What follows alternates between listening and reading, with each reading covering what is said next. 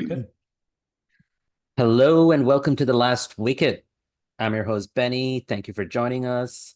On today's episode, we are going to be discussing the conclusion of the recent Champions Trophy, where Rohit Sharma's men claimed the win, claimed the trophy, and there's just so much to talk about, not just about Team India, but about all the other teams that took part in the tournament, the narratives that came out of the Champions Trophy, and some of the players who really had a tournament to remember. So joining me for this episode is my co-host Mayank. We don't really get to be on the same episode as much anymore. It's always something popping up that only one of us is available, but we are here, the OG hosts, just the two of us, no special guests. But I think it's been an eventful tournament, eventful uh, just so much to talk about. So we'll just get started straight away. So Mike, thanks for joining the call today. Good to be back, Benny. Good to finally get a chance to talk to you after a while. I I feel know, like we've and been talking to people, but yeah, just our schedules have been all over the place. yes, and that's why our episodes are not always as frequent as we would like them to be. But it's always nice to chat cricket and nice to chat cricket with you. And I feel this is a great opportunity for once to talk about something that's really good, good news for Indian cricket fans, that is. Because a lot of the times we do episodes where we talk about what is going wrong with Indian cricket. I mean, we're not even going to talk about India's recent test struggles, but it is funny. We'll start off with the win itself. So Rohit Sharma is creating quite a legacy for himself as limited over skipper, right? Like, sure, there's that disappointment of not winning the World Cup in 2023, but they were unbeaten all the way through to the final where they lost to Australia. But since then, they've claimed the 20 over World Cup and now in which they were unbeaten. And then they've now claimed the Champions Trophy win, where they were also unbeaten. So it is quite an impressive legacy that Rohit Sharma is creating, along with the team management, along with the players now. What do you make of this win for the Indian team, and how reflective do you think it is of just the players that are in the Indian team right now? I think that that record is just a great indication of the depth of the that Indian cricket has right now. If you look at, you already mentioned the World Cup, you already mentioned the T20 World Cup. Um, in all of those scenarios before the start of the tournament, it was fairly clear that India were the favorites. I think maybe Yeah. in the World Cup there was slightly less hype because again we don't play as many ODIs as we're used to. So that's why it was a little bit harder to figure out which team is really in form and all of that, which was true for this Champions Trophy as well. But overall, just the depth has been so incredible. To think about the fact that the best player in the world, Jasprit Bumrah, was not even available, and India still Right. won fairly comfortably. It just speaks, it just speaks about the depth that Indian cricket has right now. And clearly the systems are in place, right from Ravi Shastri's time. There was a lot of talk about how he's just this guy who doesn't have a clue and he's always drinking and having a good time, but Hey, I used to call him clear. a glorified cheerleader for the Indian team when he first started out. So I've changed my Yeah, mind since then. absolutely. And you were not alone. Like a lot of us were like, we don't really understand what he does. And his messaging and his even his style of talking was, something that wasn't always appreciated. Since then we've had a Dravid era and now we're in the Gautam Gambhir era. None of these times we'll come across a scenario where yeah everything is going perfect. Obviously there will be ups and downs because there are other really good teams out there, and Yeah. these men, as amazing as they are, as knowledgeable as they are, they will make mistakes, so it's totally fine. But yeah, it's just been a very strong tradition in general in terms of when Ravi Shastri was coach. Dravid was at NCA, then and the under 19 teams. Then Lakshman started doing that when Dravid became the senior coach.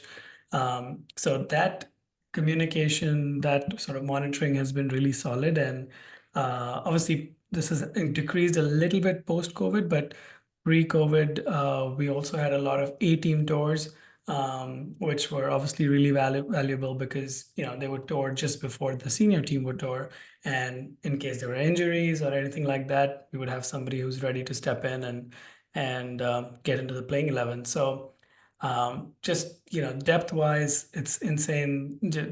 You can think about somebody like Rishabh Pant, who's such a phenomenal player, and the fact that he had no chance of making this 11. Like I was Yeah. surprised he even made it to the 15. That's just insane. What strikes me about this team is how clinical they are. There was never a game where they did not start as favorites, and there was never a situation in any of their games where you felt that India were losing control. They were probably stretched at different points in the tournament, Right. but I never got the sense like, oh, this is like the tide has turned or India's gonna lose. There was always a feeling like, oh, this person is still there, or Yeah. either in batting or even the bowling, oh, this person is going to come back. This person still has a few overs left. There's always a sense of like they got this, which is very funny for me as a long time India fan because late 90s, early 2000s, even if India were in a winning position where they had like 25 runs to get with like 7 wickets in hand, right? Or they needed like 2 wickets and the target is still like 60 runs away. Like you just never took it for granted till they won the game because you knew that they could always mess it up. So there was always that sense of, you know, uh, yeah, India's playing well, but they could still lose. But now I just feel I never am stressed as a fan of the team. Like even in the final, as convincing as that final score line eventually turned out to be, there were moments where India were losing Yeah. wickets at different intervals that you felt like, oh, this might be, and even you could even hear the commentators saying, oh, is this the moment when New Zealand find their way back? But India always had someone who could like step in and take the game forward for them. And that was pretty much the theme. And it's not just this tournament. I mean, even if you think of the T20 World Cup or even the 50 over World Cup last year or in 23, there's always a sense that this team is not ruffled. Like they don't panic. They may lose an odd game here and there occasionally, but for most part, everyone knows their roles for that given series or tournament. They know what to do, and they just go about their way in a very clinical and professional way. And again, I just want to repeat that it is an unusual feeling, but this might just be the new norm for Indian cricket fans, where if India does lose the odd series or tournament, that does come as a shocker, which is a very good place to be in. Um, what do you think of Virat Kohli's statement that he said, they're good for the next 8 years? Obviously, there are some players who are I don't know if they'll be around for another 8 years, but not everyone is a young gun in that team. But Yeah. how true do you think that statement is? I think it's true to a good extent. If you look at our T20 team, for example, after winning the T20 World Cup, Jadeja, Rohit Sharma, and Virat Kohli all retired. And we've had the likes of Abhishek Sharma, Nitish Kumar Reddy, all these people step in and start performing. And honestly, that it's the best team in the world in T20s as well.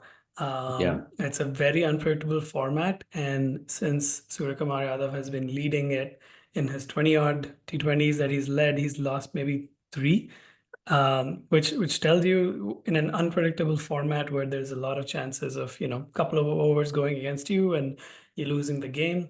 The fact that they've managed to maintain this type of domination really shows that the next generation of players is outstanding.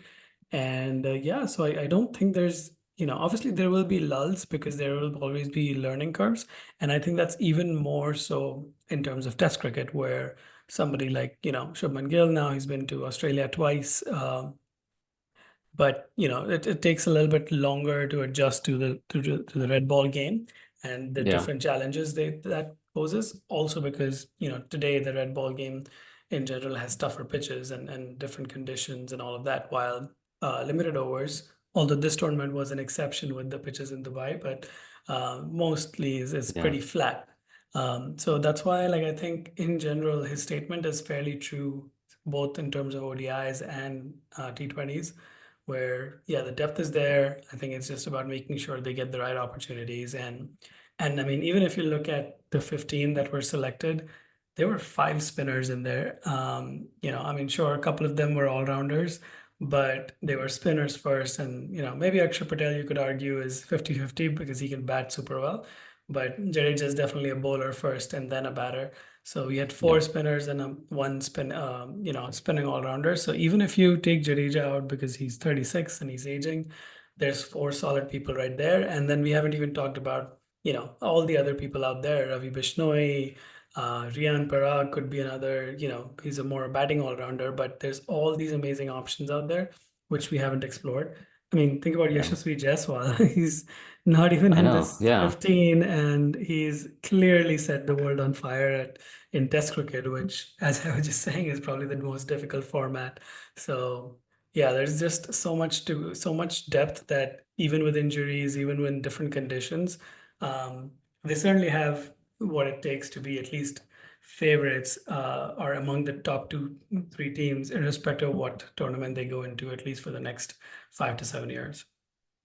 And speaking of Jaiswal, he can't really force his way into the 11 till a certain person retires or leaves that format. And speaking of the next 8 years, also highly, highly unlikely that he'll be around for the next 8 years is Indian captain Rohit Sharma. Um, and obviously, I mentioned, he's creating quite a legacy for himself as captain, but first and foremost, he's one of the leading batsman in the limited overs format, if not one of the best in the history of this format. Now, obviously, one of the things that I was looking for, I was following very closely in the immediate moments after India's win in the final was to see if there was going to be any news or any development. Because that's what happened after the T20 World Cup win, right? We had the three Yeah. retirement announcements. And so I was just wondering what Rohit was going to say. And I love that he just was very clear. There was no, kind of like a tease, like, oh, we'll see, or yeah, we'll take it series by series. He was just like very emphatic and said, just so there are no rumors flying around, I am not retiring. I love someone who can be very upfront and very straightforward. But that still does lead to the question of, is that the right decision? Because one of the things that, especially after that recent home test series loss in New Zealand and then the loss in Australia, where Rohit really struggled, there was a lot of talk about Rohit Sharma and Virat Kohli going forward. How can they be utilized in Team India's plans? And one of the talks was that probably after the Champions Trophy, probably Rohit and Kohli should retire so that gives enough time for the replacements to play themselves in, settle ahead of the next 50 over World Cup. But that's clearly not how these two are thinking. And we can talk about Kohli too, but I really wanted to focus on Rohit because he's also the captain. And if you have Shubman Gill as the vice captain, and if that's the natural progression you're going to follow, you want Gill to settle in as captain as well, right? So if Rohit is going to decide in a year's time that he doesn't want to continue in the format, and at that time he decides he doesn't want to captain anymore, that doesn't leave much time for Shubman Gill to step up as Team India captain. So, what are your thoughts on that? Do you think this was the right call, or that Rohit has earned, his, you know, he's kind of earned this, he earned the decision to kind of stay on? Oh, I mean, definitely. If you look at his record, and that's why, like, there's a lot more respect for Rohit Sharma in recent years, because it's not just that he's, obviously become captain and India has won, but he's also changed the way he used to bat. He's Yeah. made a decision to be more risk-taking. And when you are more risk-taking, there's more chance of failure. Generally, people's averages drop even if their strike rate goes up. Somehow he's managed to keep both of them up. In fact, his in first 10 overs, his strike rate and average are ridiculously higher than his previous version. So, firstly, respect to that aspect of it. And even in this tournament, including the final, he showed why he's so good in tough batting conditions. So he's definitely earned more time, and it's not just about this tournament. It's more also about just in general the performances that they've done in ODIs, both Virat Kohli, Rohit Sharma, have been phenomenal, so I don't see there being a question of pushing them out at this point. Thinking about the next World Cup, it's 2027, I believe, October. So we are still about, almost 30 Two and a months half, away. right? Yeah. Yeah, so we're almost to 30, maybe just less than 30 months away. Um, and at that point, I feel like ideally, yes, the team that goes to the World Cup should have, more or less played together for 18 to 24 months at the ideally. But having said that, there's always like considering the talent that India has and the fact that many of them have exposure to eight overs, have exposure to IPL and high pressure situations. Maybe it's slightly lesser of a risk. Yeah. I do definitely see that, with maybe 1 year from now, maybe they'll try to make sure that they give more chances to the likes of Jaiswal so that they at least test him out, see how he's doing, is he adjusting to the tempo of the ODI format and all of that. Just to know that okay, yep, he's definitely our backup opener, and in case Rohit is injured or anything like that, we have those backups ready. Um, so I definitely think that for Rohit Sharma and Virat Kohli, what I was really interested in was Ravindra Jadeja because Yeah. he's 36. Obviously, he's one of the fittest people in the team, so it's not a fitness question. But one of the things I personally felt after the 2023 World Cup was he had become a very defensive bowler who would only be successful in on a certain type of wicket. Um, and I think he's done a great job of, like he always does, just working on nuances and just making minor tweaks to make himself effective.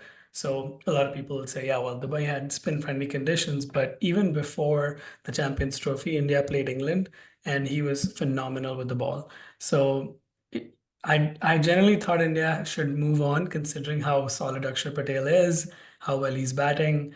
Um, but yeah, Jadeja's really not given the team management any choice with his performances. So another one of those where they'll definitely not have any option but to pick him.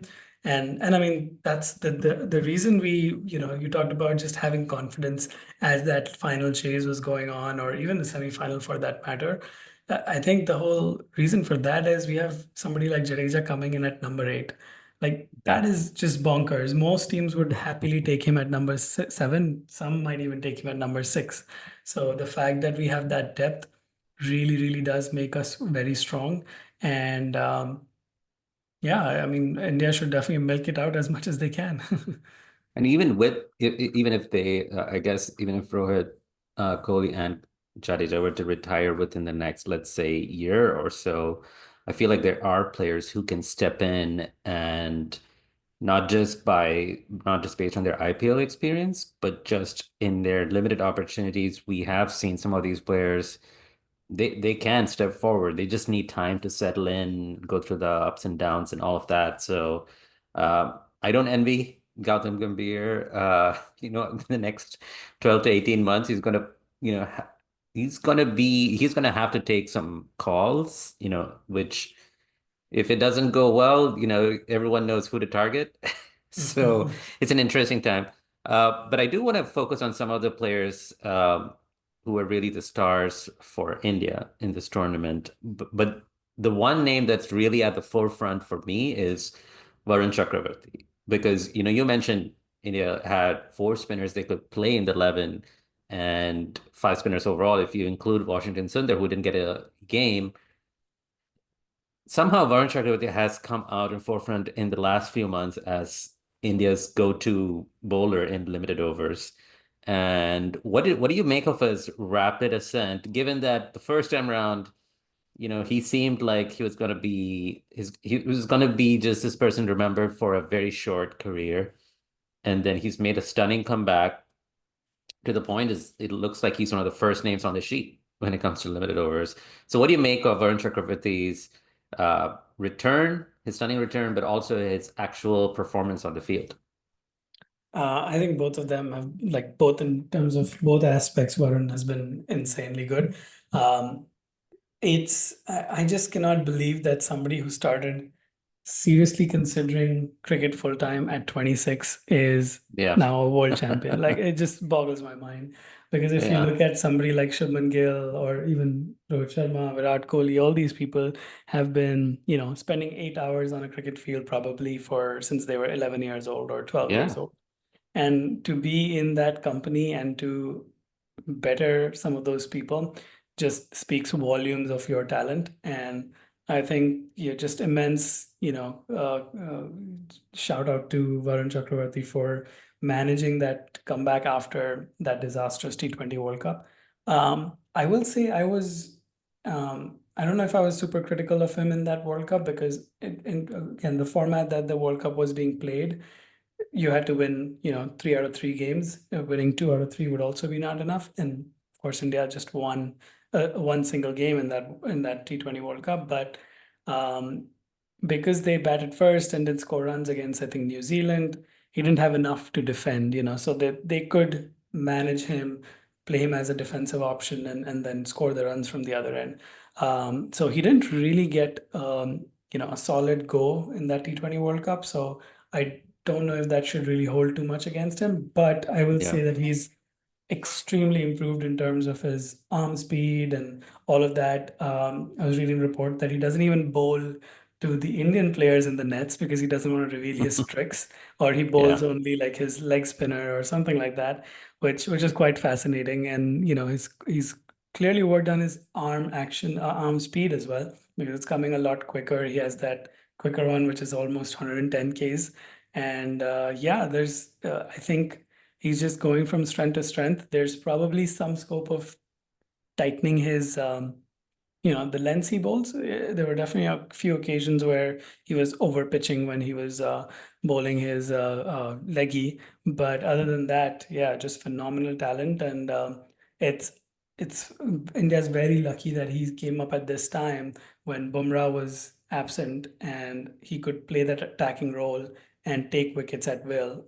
Whenever Yeah. they needed to break a partnership, they knew that if Kuldeep didn't work, DP always had Varun to bring up. And considering Kuldeep has been around a lot more people pick his googly and all of that. And he's also slower in pace. So there's a little more time to adapt.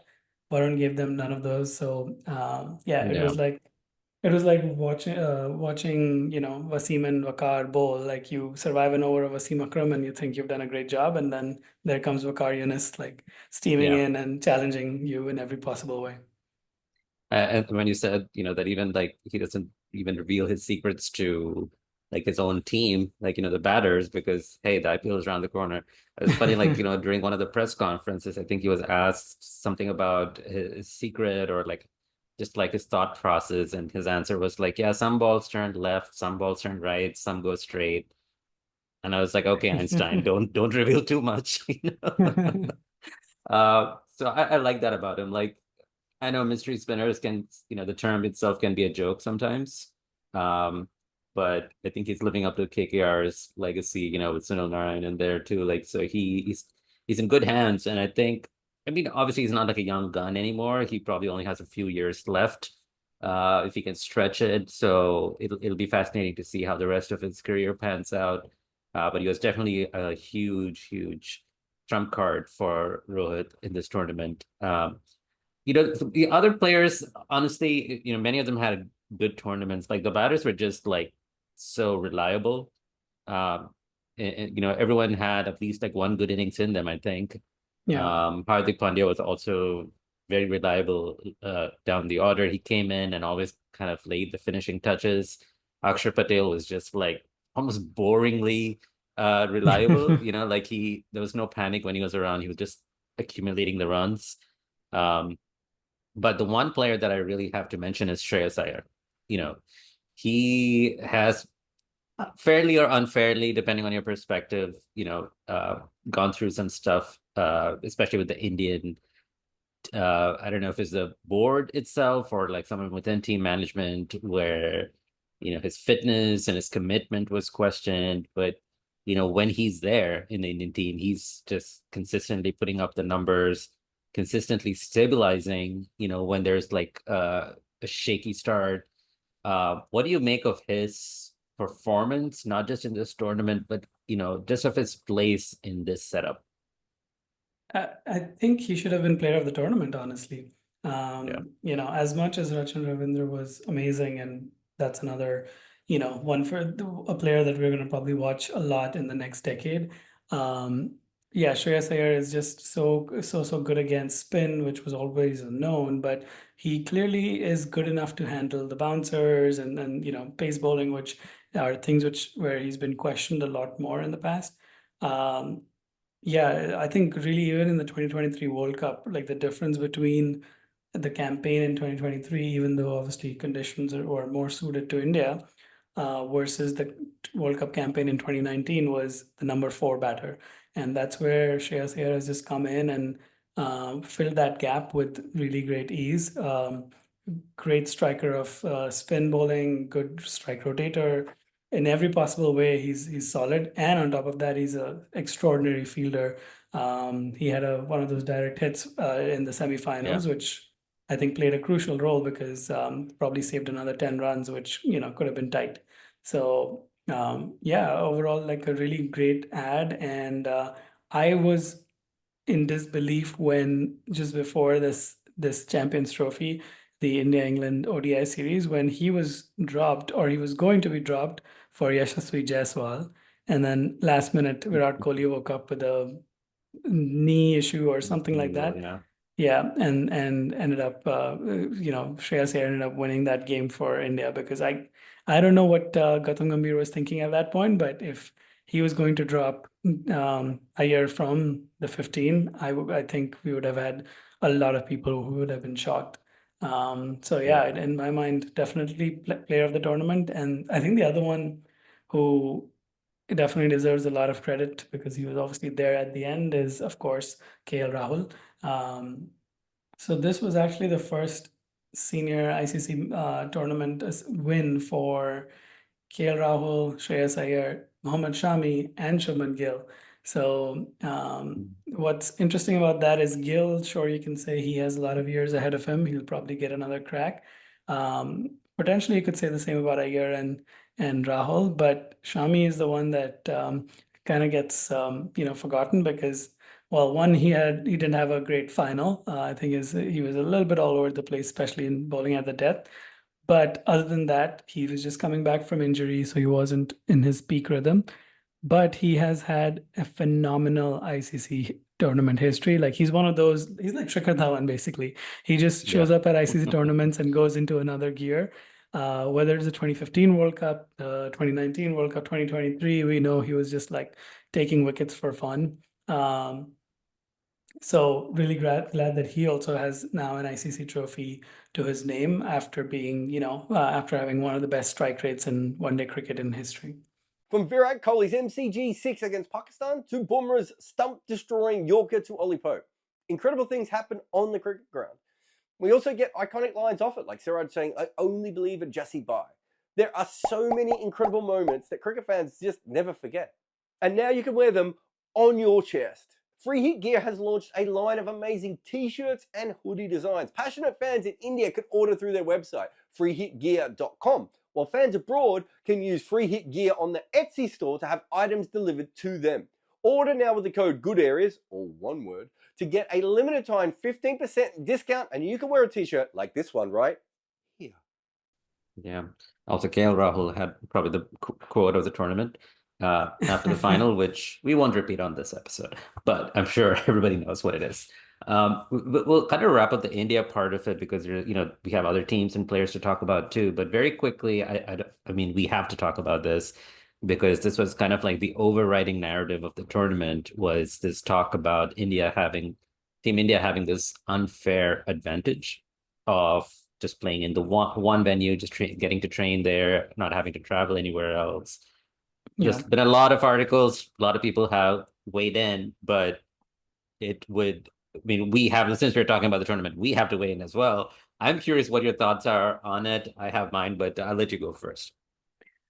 Yeah, I mean, it definitely was an advantage. I don't think there's anyone fooling anyone by saying, no, Yeah. playing in one venue is not an advantage. Um, when you look at just, even right now, I'm reading Glenn Maxwell's book, and even in that, he talks about the 2023 World Cup, and he is so delighted that their next two games are both in Lucknow for in one instance. And he's saying, we were so happy that for 6 days we didn't have to get on a flight again, do the whole, shebang and resettle into a new city. So these things matter to these professional cricketers because these are people who look at every little detail of their life, whether it's amount of sleep, whether it's amount of water, hydration, all of that. And obviously, travel disrupts this. So that is one aspect of it. Now, a lot of people said, oh, well, it's not like they're, flying some long flight, it's an hour, 40 minute. And I get all of that. It still does disrupt their routines. And you absolutely have to feel for somebody like South Africa who had to fly to Dubai and then fly back because they realize their semifinal won't be in Dubai. That is just ridiculous. I cannot believe like they could not push it by a day or something like that because that should have been something that should have been seen in advance so that at least they didn't have to make that trip. And the other reason, which probably is the bigger reason, that it matters, is the pitch conditions in Dubai versus Pakistan were very different. The Yeah. conditions in Pakistan were all 300 plus scores. New Zealand scored 320 plus, batting first twice. Um, while in Dubai, 250 was a phenomenal score, as we saw both in the semifinal and the final. So you get to pick only 15 players. And, obviously, if Team India had to pick for Pakistan, I am not sure they would have picked all four spinners. Well, maybe they would have picked the four spinners. I'm not sure all four would have played. Maybe instead of Washington Sundar, we might have had somebody like Shivam Dubey or somebody else in place, at least in the 15. So India had the advantage of picking 15 for one type of pitch. While all the other teams had to pick 15 for two different types of pitches. So I don't think there's anyone who can argue that it was an advantage. Having said that, they were clearly the best team in the world. So Yeah. I I was think gonna like say, that's not something that can be that can be said that, oh no, it's only because they fixed the tournament or whatever. yeah, I was gonna say it. First of all, nothing takes away the fact that India are the best limited over side. India are the best 50 overs side in international cricket at this point. Nothing will change that fact. Also, nothing changes the fact that they still had the advantage in terms of where they got to play.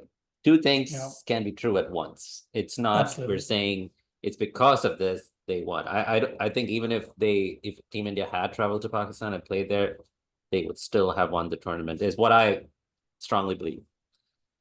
But it's just unfair to the Indian team, to the Indian players that there's going to be this asterisk among some sections of cricket fandom where people are going to be like, oh, yeah, sure, they won, but yeah, it was because of this factor. It's just frustrating that it's always going to be there. And again, from a team perspective, there's nothing that the players themselves could do because they don't get to make these decisions. They were told this is where you got to play. They went there, they trained, they played the games to the best of their ability and won the tournament. So nothing on the team themselves. I'm just disappointed in the organizers and whoever got to make this decision. I know there are financial considerations and a lot of stakeholders obviously don't want to lose out on the money that comes from India. It's not an ideal situation all around. If I were the decision maker in this regard, I would have said, well, Pakistan are hosting this tournament. If the Indian government does not allow the team to go to Pakistan to play, then Team India should not participate in this tournament, right? That's the most logical. I would think that's the most logical decision or logical steps that should have been taken. But again, we live in a very complicated time in international cricket and the administration of international cricket, uh, where obviously it's not just the ICC themselves, but even other country boards don't want to lose out on the money that could come with India's participation. So I would just say, yeah, it's just a frustrating and unfortunate situation all around that this is the situation. But I'll go back to what I started with. It doesn't take away the fact that India were the best team in this tournament. So I just wish going forward, I know it's just a wish because I don't think anything is going to change. That's the cynical fan in me. But we really need to, I mean, the ICC needs to get, hopefully, they get better with figuring out these kind of solutions. But yeah, did you have any additional thoughts on that? The only thing I was going to say is I remember in 2003 when South Africa hosted the World Cup, there were matches in Kenya and I believe in Namibia as well, or at least Zimbabwe, if not Namibia. And the Australian team at that point had concerns about traveling to Kenya. Mhm. They were asked to skip that match and lose those points. It's as simple as that. They So forfeited, yeah. at the very least, like the group stage game for India Pakistan should have maybe that should have been like that. Even if you absolutely need India in the tournament to make any money out of it, I get all that financial consideration. Um, the fact that you can't even you're forcing the host to travel was I was gonna not say that's a ridiculous thing where the host nation, the team from the host country, are playing in a different country against a team and then go back to their country to play the remaining games. It's just ridiculous how it is skewed. The power in international cricket is very skewed, and I don't pretend that I have all the answers and all the solutions, but there's got to be a better way of doing this. yeah. And otherwise, it's just gonna devolve into where only Indians are following cricket with a few fans from here and there. But we just need to figure out a better solution to these kind of challenges in the future, or just not have countries like Pakistan host till things get more settled. And I mean, I think that's the big issue, right? The whole reason to have this Champions Trophy, if you look at the whole history, like we've like started this tournament because it was supposed to be growing the game. That's why I think the first one was held in Kenya, if I remember right. Yes, Um, yeah, and so Bangladesh. and Bangladesh was the next one, or maybe Actually, Bangladesh it was was the the other way first around, I one. think. Yeah, Yes, 98 Bangladesh, and then 2002 yes. was in Kenya. Yeah. 2000 was Kenya, 2002 was Sri Lanka. Right, So, right, right. Yeah. so the idea of the tournament was to expand the game, which eventually got canceled, but because they were like, yeah, we're just going to reduce it to 8 teams. Even with that, I think now it's become a tournament where they're like, hey, we just need an ICC tournament every year. We can only fill in so many World Cups and T20 World Cups, and that's where the Champions Trophy has come in. Yeah. So that they can get one more guaranteed India-Pakistan game and market it to the maximum. So it's a little bit annoying that we have this tournament, which is, at which should have died at this point, but it's still kind of going on. Yeah. Yeah, it just cricket organization has a lot of things to learn. Yeah. Well, let's keep moving and talk about some of the other teams and players involved. We'll talk about the players in a bit, but I want to talk about teams themselves. New Zealand seem to be the perennial bridesmaids these days. They're constantly they end up making it to the finals and then losing. For the longest time, it was a joke that South Africa were the ones who would always stumble at the last hurdle, which when you look deeper, that was not really the case. It was actually India, I think it was more appropriate for, and now they've started winning titles. New Zealand, what ails New Zealand in finals? Like, I don't get it. They have a very good team. They don't have too many superstars, but they have the players who get the job done till just about till the end, and then they cannot make that final push. What are your thoughts on Team New Zealand? I don't know if we should read too much about New Zealand's like choking or whatever based on this final because as we discussed, like the depth of the Indian team is just phenomenal. Like the fact that Mitch Satner was coming into bat at number 8. I mean, he's a phenomenal batter for number 8, and yet he was the second best number 8 in the Yeah, final. So like just the depth in terms of just quality of the Indian lineup was one step ahead. Like Mitch Satner was probably at par or slightly not as good as Varun Chakravarti if you consider him our primary spinner. but pretty much every other spinner in the Kiwi lineup was not as good. Yeah. Same thing with the batting, like they were all solid, but just slightly not as good. So I think it's just a case of, the team just slightly better suited and overall more balanced winning, which is, the more usual outcome in cricket. It's why teams like New Zealand and South Africa come close and don't win on most occasions, rather than, this whole choker mindset and all of that kind of stuff. It's just the depth that, Australia, for example, have had in the last number of years, last decade, even before that, actually that depth is hard to beat even if you get all the basics right. And that's what New Zealand is very, very good at. If you think about the 2021 T20 World Cup, which was also in the UAE, Australia and New Zealand made the finals, and I don't think anybody was betting that would be the finals. Everybody thought it's sprint-friendly services, subcontinental teams are going to do great, and somehow they didn't make it through, and neither did England. So there were all these teams that were fancied, but New Zealand just has this habit of, in my mind, overperforming because they just do their basics right. Before that 2021 World Cup, they had this whole hydration testing that they did, where they looked at hydration levels of each players, how much water they lose. Then they trained in 45 degrees Celsius heat in Dubai well in advance of the tournament, and then adjusted hydration again. And they just really made sure that every inch that they could find, they covered. And that's how they overperformed and got there. So I think it's just a case of that. I think the truth is, like, they are among the top three teams consistently in the last few Yeah. years. They're just not the best. And that's why they come close and I just feel like they're missing an X factor. I mean, when they had Trent Bolt, I felt like their bowling was just sharp. I mean, they had Matt Hendry in this tournament, and I feel like his absence in the final arguably affected New Zealand's chances and probably reduced it, because especially in a defensive, like a 250 total, he would have been really valuable. But I think that's where if we were to pinpoint something, if we were forced to pinpoint yeah. something, I just think that X factor was missing for them. Two teams that have abundance of X factors, but just can't do anything beyond that is are Pakistan and Afghanistan.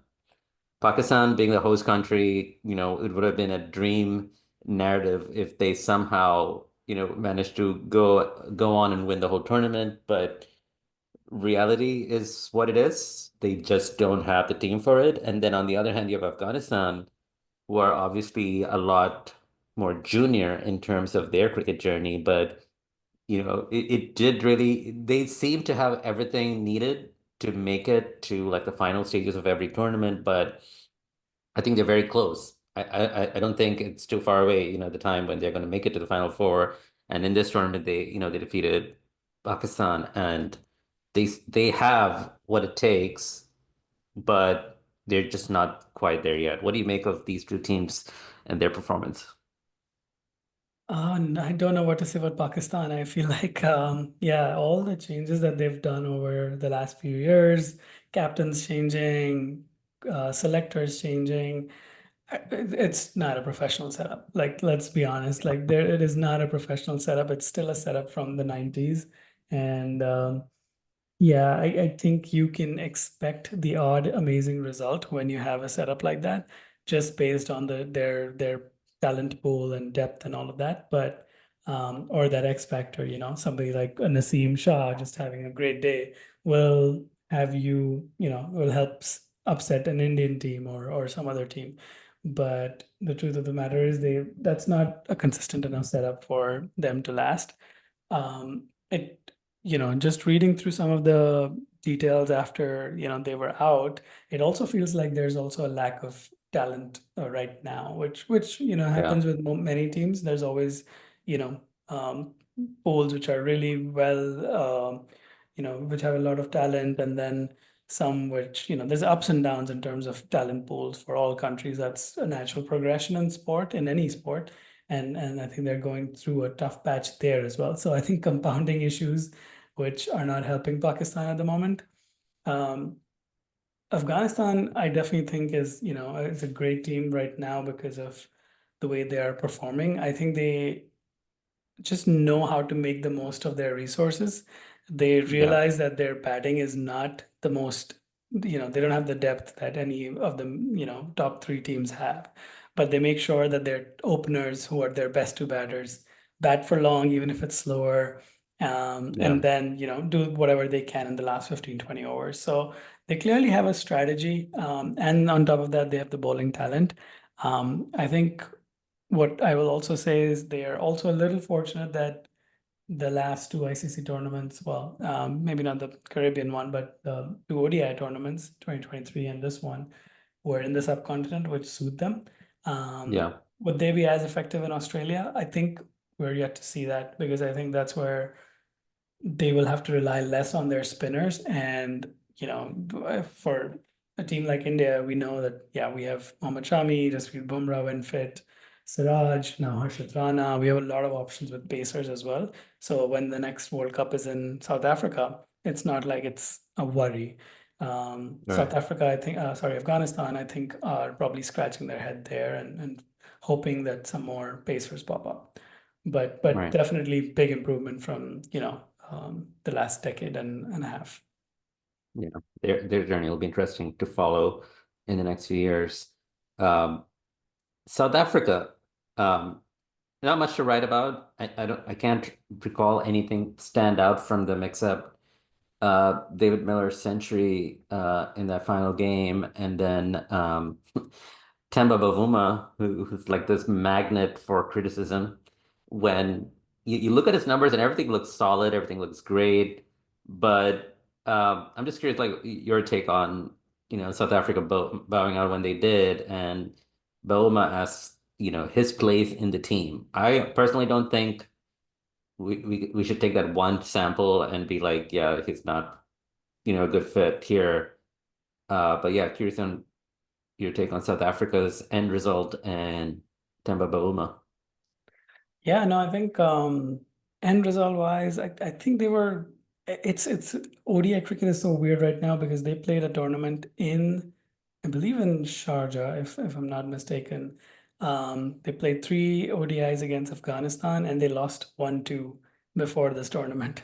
So they lost to Hmm. Afghanistan in Sharjah, or maybe it was Abu Dhabi, one of those places, months before, but the full team wasn't playing. So that's like one of the challenges right now with ODI cricket, that often there's a T20 league going on, and at that point the SA20 was going on. Um, and so a lot of players were occupied with that, and that's why they weren't playing the ODI format. So I think that challenge continues for a lot of teams. It's not just South Africa, it's true for England as well, where that group is getting together not enough before a big ODI tournament.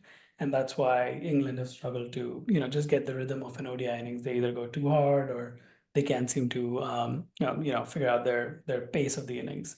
So I think from that perspective, South Africa definitely have the talent. Like, that lineup is amazing. If you look at, everybody from Klassen, David Miller, and we still don't have some of the youngsters who are starting to make their name in the SA20 in that 11 Yeah. yet. But I'm sure that's gonna start popping up. Some of them have been playing some really eye-catchy innings, so Yeah. that is bound to happen. I think they did fairly well considering their bowling resources. So obviously Keshav Maharaj is a fantastic spinner, but they had a lot of injuries when it comes to pacers. So they were reliant very heavily on Rabada and Maharaj. And considering about, I think, six pacers were injured before the tournament, I think they did as well as one would expect them to. Temba Bavuma, yeah, I don't necessarily have a problem with him. He has a solid record in ODIs. Like, he's a good opener. He's he's obviously not as fast as Shubman Gill or Rohit Sharma, but they're probably the top two openers in world cricket right now in ODIs. Maybe Travis Head will take offense to that, but yeah, apart from Travis Head, I can't think of a third name who's substantially better than those two. So I would say that he's still a pretty solid opener. He definitely got a little bit stuck while they were chasing a big target and in a must-win game. So there will be criticism, but in general, I think the setup in South Africa understand his value and his leadership and all of that, and clearly he's won their trust, so he must be doing a lot of things right. I'm partial to Bavuma. I don't really think he fits in the T20 side, but I think he is still Yeah, a very good asset for South Africa in the 50 over format. and To test wrap matches. up, test matches without a doubt. To wrap up the teams that did take part in the tournament, England and Australia. Um, England obviously have a new skipper going forward. It'll be interesting to see who it is. And Australia, honestly, as well as they did against England, I never really thought they were going to go too far. So both teams, in my opinion, matched their expectations. Did you expect anything different from them? Not really. I would agree with that. I think Australia always have the X factor with players like Maxwell and Travis Head and Adam Yeah. Zampa. So there's always like maybe Australia, but I think they did about as par considering their three quicks were gone. And then yeah, I don't think anybody expected England to do well. This was probably one of the things where everybody was like, "Yep, they've been struggling in ODIs. It's a known thing." Yeah. Um, but even then, it was a surprise to see them fail to defend 350. Yeah. Do you think this tournament missed teams like Sri Lanka and West Indies? I mean, obviously, given the rules of the tournament, they did not qualify, but and even if they're not playing well, there always seems to be some excitement when they're around. There's always some game that ends up being this humdinger. I don't really think the Champions Trophy had too many exciting games, if not any exciting game, like any close game. Do you think this tournament could have used more of Sri Lanka and West Indies?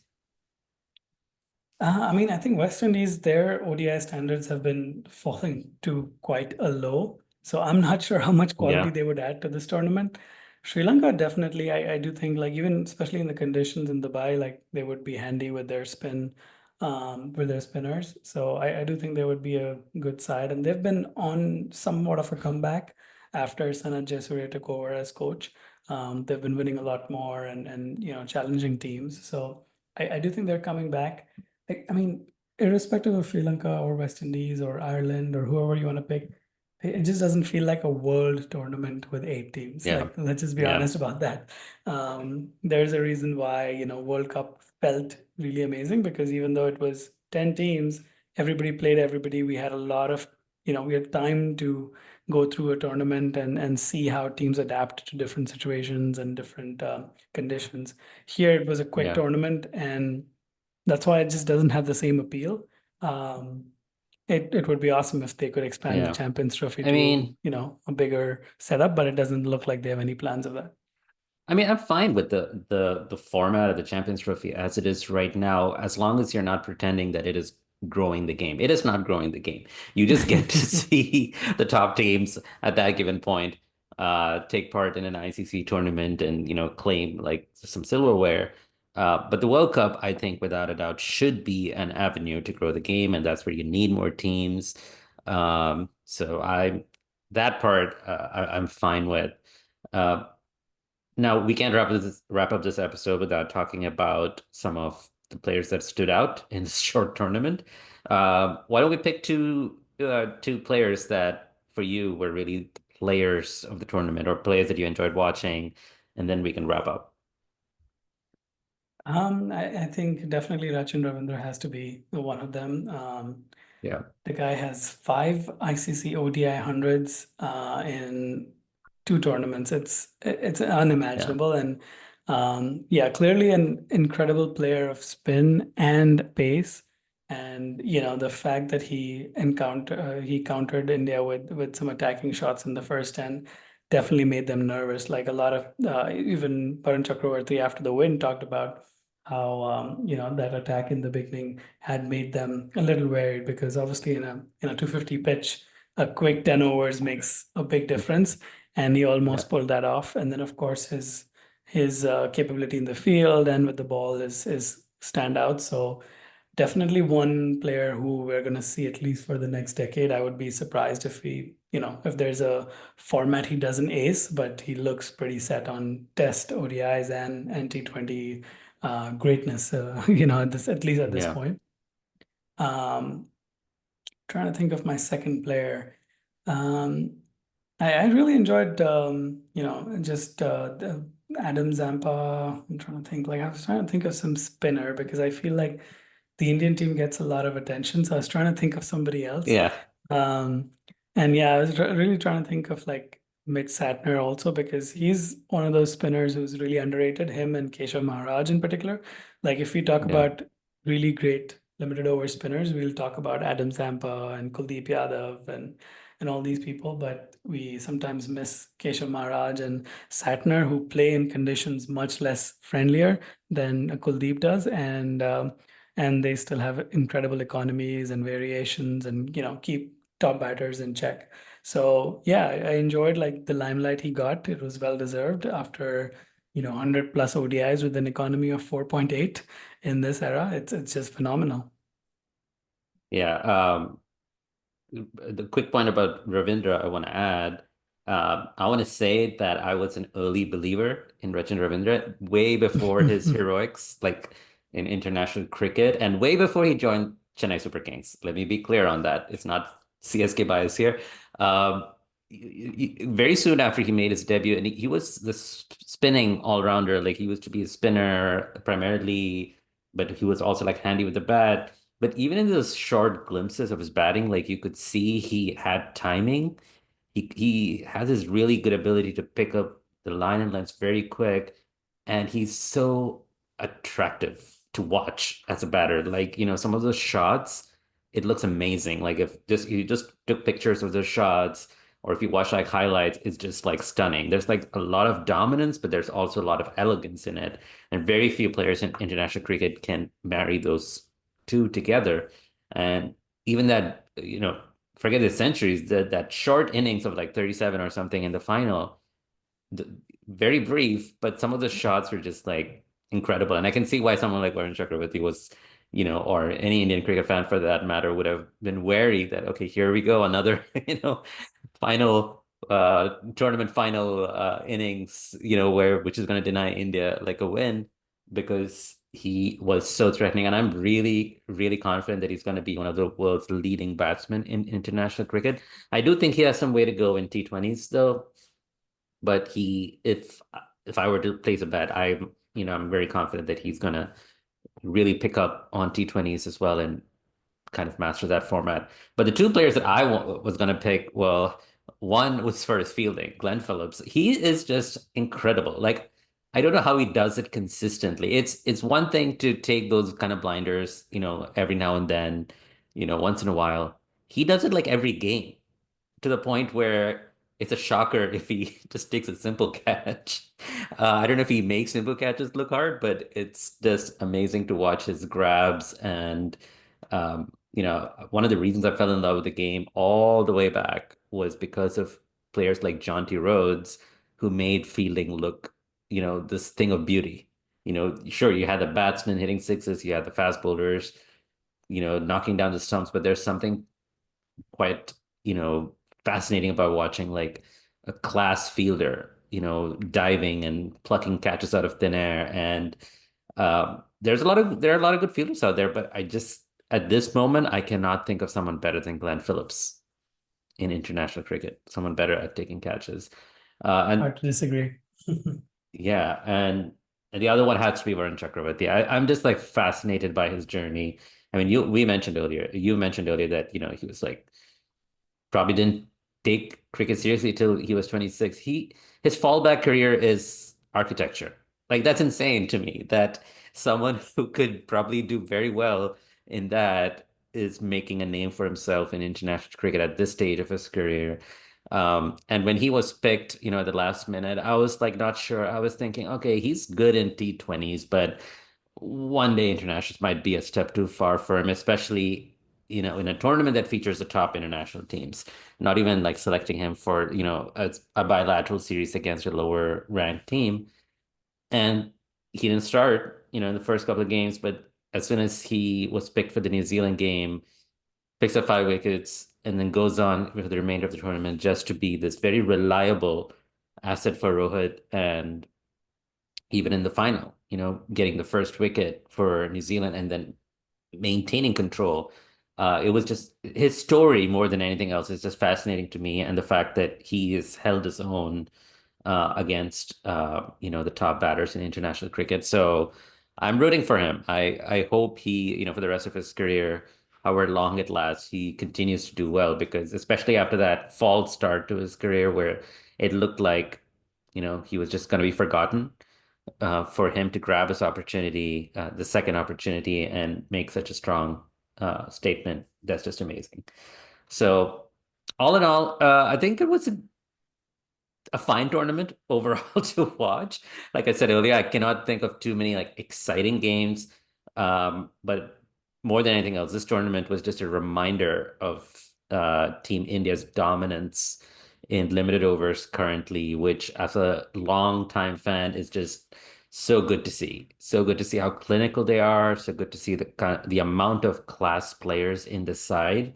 Um, but 2027 50 over World Cup is the next marker, and to see what kind of changes there are going to be in the team, if there are going to be any changes in the team before then. But yes, as an Indian cricket fan, following both the ODI and the T20 sides, this really is a good time. Absolutely. Do you have any additional thoughts on it, or anything else before No, we close up? no, I think you nailed it. I think it's we take peaks of teams for granted, so we must enjoy this one before a bunch of people retire and there's a sudden lull, which is kind of what we're seeing with Test cricket right now. There's a few people who are past their peak, and some people have moved on. So we know how that feels from our December and January cricket watching. So Yeah. definitely worth making the most of this ODIs Yeah, and we'll we, T20s. we'll talk about India's Test cricket struggles at a later time. But for now, we want to end on some positive vibes, some positivity, and hopefully there are no dramatic announcements by the time this episode comes out. So we'll try to put this out as soon as possible. But to our listeners, thank you for listening. Do stay tuned. We do want to put out more episodes, and we'll have more discussions with interesting guests every now and then. But for now, we'll see you after the next game.